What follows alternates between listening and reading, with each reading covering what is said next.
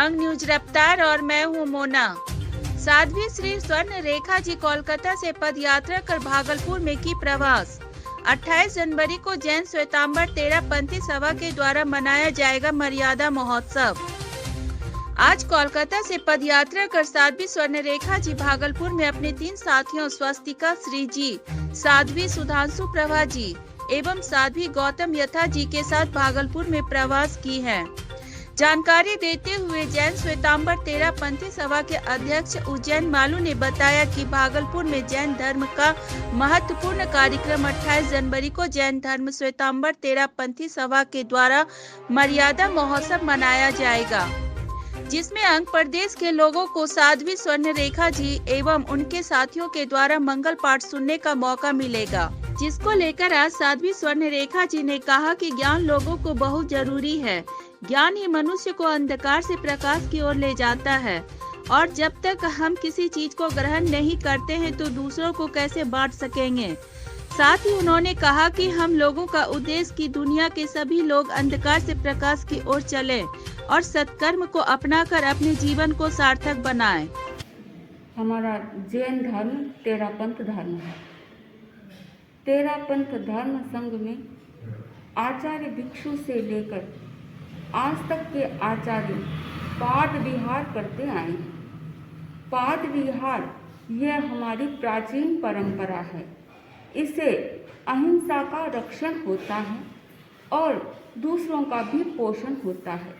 साधु जीवन का तात्पर्य है स्वयं तरे और दूसरों को तारे। यदि व्यक्ति एक ही स्थान पर रहेगा तो वह स्वयं तो तर जाएगा, लेकिन भिन्न भिन्न रूपों में, भिन्न भिन्न भेष में, भिन्न भिन्न परिवेश में, भिन्न भिन्न स्थान में रहने वाले लोगों को वह तार नहीं सकता।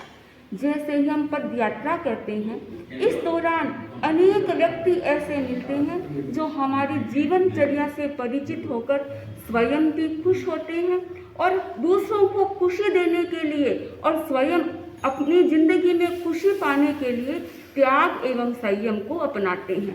कार्यक्रम हमने रखा था कि हमारा अज्ञान कैसे दूर हो सकता है और ज्ञान में हम कैसे रमण कर सकते हैं। अगर हमारे पास सम्यक ज्ञान नहीं होगा तो हमारे पास प्रकाश कहाँ से होगा।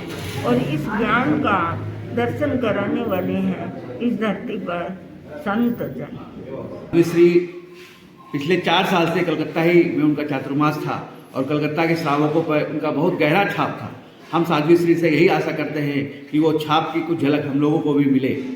और जैसे कि हमारे अध्यक्ष साहब ने बताया कि साध्वी श्री जिंदगी भर पैदल भ्रमण ही करती हैं और हर दिन करीब 10 से 15 किलोमीटर का विहार रहता है।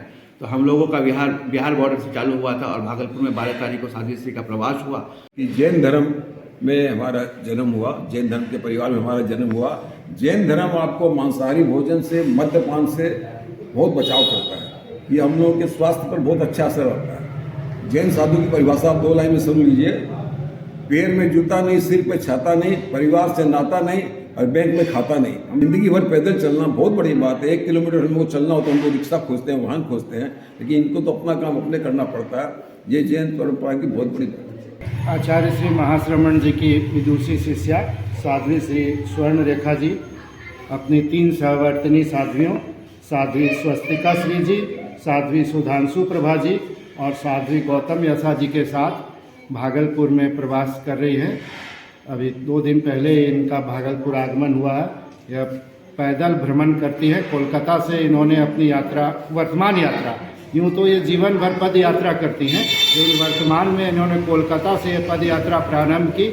शिखर जी और देवघर, 1 जनवरी को इन्होंने देवघर में अपना मंगल पाठ सुनाया और उसके बाद इनका भागलपुर प्रवास है।